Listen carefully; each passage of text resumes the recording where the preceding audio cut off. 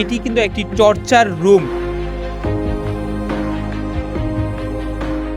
দর্শক, আমরা ঠিক একটি কক্ষের সামনে দাঁড়িয়ে আছি এবং দেখানোর চেষ্টা করছি যে এই আয়নাঘরটি মানে একজন মানুষ দাঁড়ানোর মতো অবস্থা নেই এবং শেখ হাসিনার বিরুদ্ধে যারা কথা বলতো তাদের কে গুম করে এই সব ছোট ছোট একটি ঘরের মধ্যে রাখা হতো।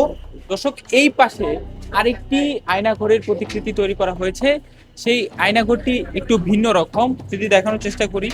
ওই আয়নাঘর থেকে এই আয়নাঘরটি কিন্তু কিছুটা বড়, তবু একটা মানুষ থাকার মতো অবস্থায় কিন্তু এখানে নেই। এবং দেখানোর চেষ্টা করছিলাম যে এত ছোট একটি কক্ষের মধ্যে বছরের পর বছর কিন্তু আটকে রাখা হতো মানুষকে, যেখানে কিন্তু একটি দরজা ছাড়া কোনো জানালা বা কিছুই নেই এবং দুই পাশে দুইটি এক্সজস্ট ফ্যান রয়েছে।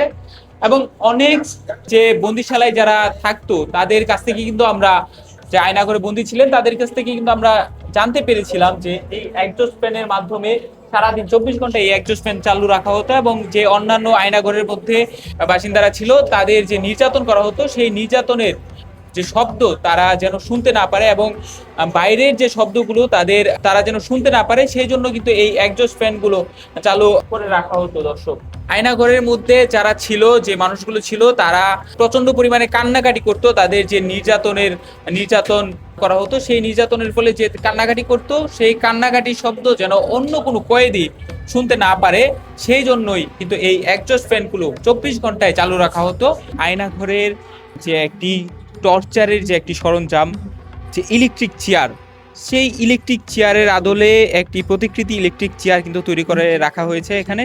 এবং এটি কিন্তু একটি টর্চার রুম প্রতিকৃতি হিসাবে তৈরি করে রাখা হয়েছে এই আয়নাঘরের ভিতরে। এবং এই ইলেকট্রিক চেয়ারের মধ্যে বন্দিশালায় যারা বন্দি থাকতো তাদেরকে এখানে রেখে ইলেকট্রিক শক দেওয়া হতো। দর্শক, যে এই জুলাই স্মৃতি জাদুঘরের এই কক্ষটির মধ্যে বিভিন্ন টর্চারের ছবি কিন্তু এখানে তুলে ধরা হয়েছে এবং যে সাধারণ মানুষকে গুম করে যাদের আনা হতো এবং তাদেরকে যেভাবে টর্চার করা হতো সেই টর্চারের চিত্র এখানে কিন্তু দেখানো হয়েছে।